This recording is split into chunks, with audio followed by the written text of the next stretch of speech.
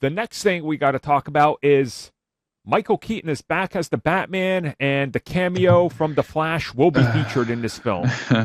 um, Yay.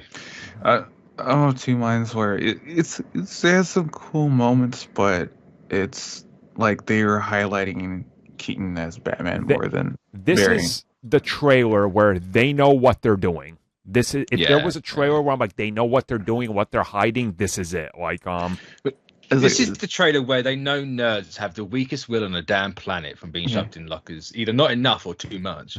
So you show them one little shiny cool thing, and everything's forgotten. Everything's forgotten and forgiven, and they'll rush out. It's just no. It's not even that. It's just like it's okay, but it's like it's for me anyway. It's hard to believe you'd have like a close to 70-year-old Batman who's not in like a specialized suit or anything, doing takedowns and still fighting like he's in his 30s. And especially with some of the especially you've got like Ben Affleck over here with what clearly looks like, you know, the magic knee brace from Dark Knight Rises. And it's like some of the CG for said Batman is not the best. I know I've seen, especially on Twitter, with someone say it's fine. And I'm looking at it, I was like, he's kind of looking like was it one of the Arkham games Batman? Did you see? They're looking rubbery. Again, like I don't mean to, because you know we've defended plenty of CG in this, and there's still time to go. Like obviously, right? Like, but it is the point where people online are like, well, it's fine. I'm like, if this was any other movie from any other studio, you would be making thumbnails pointing at the, like, you know exactly what would happen. Here's the thing. I did see some comments, and these specific ones did stick out to me, is where someone said it's fine, it's it's good, it's not as much as it's not as bad as some of the MCU TV series, and someone comes and comments back saying that to get to Thanos level of realism for CG, they've been working on it for years. And then another one says this movie's been in the works since 2015. So this is the thing, right? This movie's been delayed over the pandemic. This is not changing. Between now and the movie release, the high day you're gonna see this. You're not gonna get much. I mean, it's like the whole and again, I'll call out the MCU when it's warranted, but remember, Black Widow and Eternals sat on a shelf for well over a year and a half, both complete, and they didn't bother to go back and change some of the shade, like shockingly looking bad scenes. Like the scene that sticks out to me is the Yelena scene. Hold on now. Are you gonna tell me Eternals has perfect CG? I'm not gonna say perfect, because I'm not like the Cameron chuggers who think everything's. I mean, yes, all of his stuff is never perfect. gonna. We're never gonna evolve past this one singular point. But where's a bad shot in Eternals? Okay, so in the final battle, I'll hear none of this. Absolutely none. There is some bad CG in there, especially because like when Makari is moving fast, right? She looks stunning.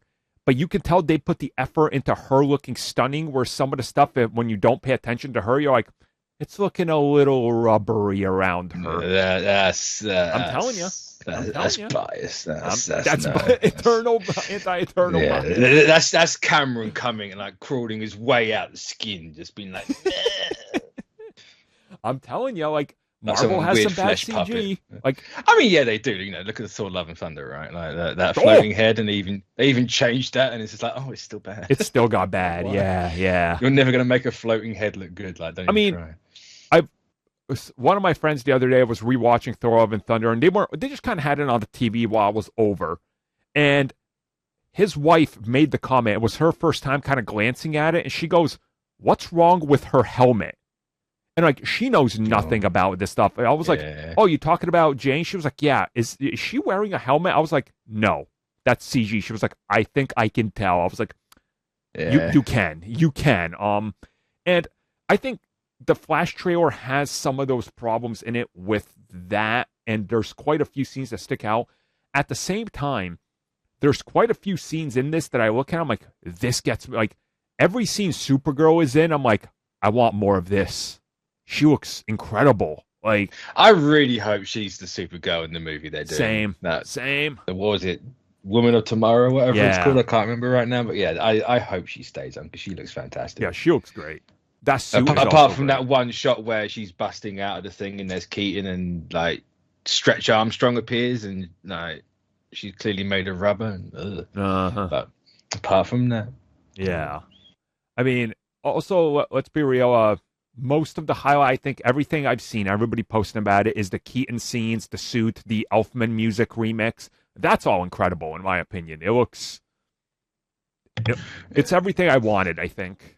Yeah, and some people, especially some of the, like one of the things that people do like was when past Barry and current Barry they're fighting and they do that one thing where their heels touch before they let out I guess a shockwave. Mm-hmm. Where some fans were saying is like it would have been better if it wasn't just all Barrys. It was at least one of the other Flashes. And what some have been saying is that in earlier scripts and such when they were trying to plan this out is that it was potentially going to be like Jay mostly, but they for some reason had wanted to have the rule where they can't have two different speedsters and in the same I guess time period, which is but kind of we'll have the same one 4 times over. Yeah. We all know the Dark Flash, the weird rock looking dude is clearly going to be a Barry Allen. Yep. Yeah. But It's at the just- same it's time, just like, having that out there. you know, they're But, not having different actors play Flash. They're having 2 Batmen. And they finally managed to put the blue and gray suit in the film, and it looks hideous. Like, oh yeah. The monkey paw. oh. Well, I want the blue and the grey, fine, but it's But going to you'd be be surprised that ugly. certain fan base is saying it's amazing. I looked at it and I was No, like, I don't know if it's Like, just take off all the weird, like, hexagon armor Yeah, stuff it has, and yeah. that thing might have potential to look good. yeah. It's still a Batfleck suit, which is a major issue. Also, but- what we know about that suit, if you look at all the set photos from those exact action sequences, that's all post-production. Because that suit on set looked just like Ben Affleck's normal colors. So yeah. it's a little uncanny valley with how they just kind of dripped blue and gray on it. Like, They just Yeah, changed the level and- on the sliders. Like, yeah. like I mean I know you are a Keaton fan of that version of Batman.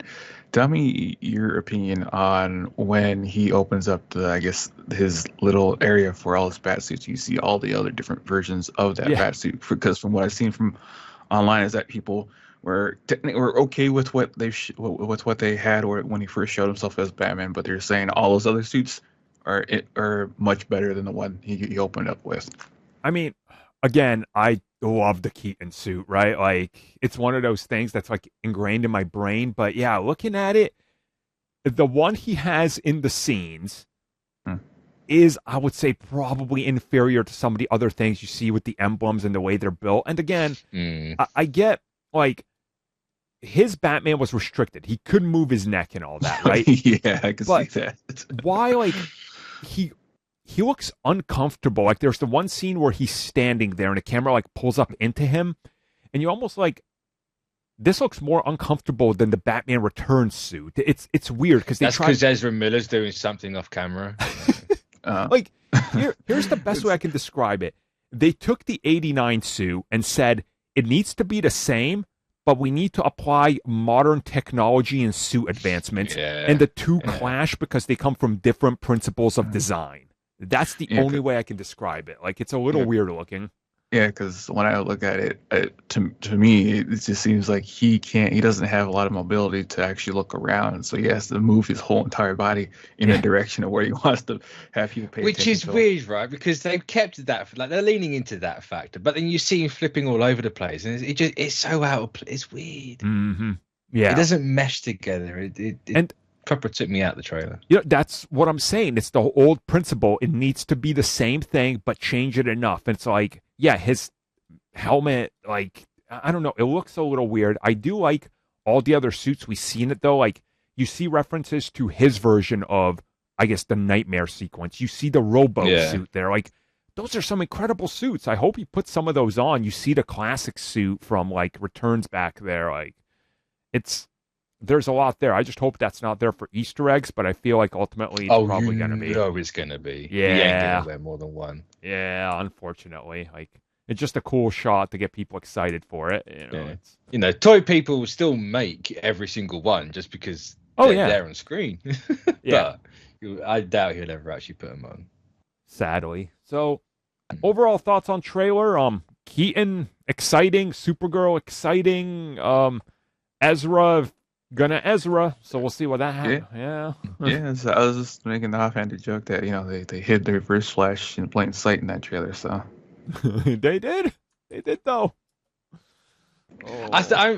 I'm going on. It's supposed to be Kid Flash. The whole yellow bit. Yeah. I mean, it could, but it's just weird. It is weird because there's the Funkos and like there's like the Barry that is in the yellow is wearing like what looks like a homemade Kid Flash suit. But then you see him in the actual Flash suit and he's standing there like his head down looking up and it's like I can see it. I can see this going the Reverse Flash route. Yeah. Well, but overall I think it was aggressively mid, the entire thing.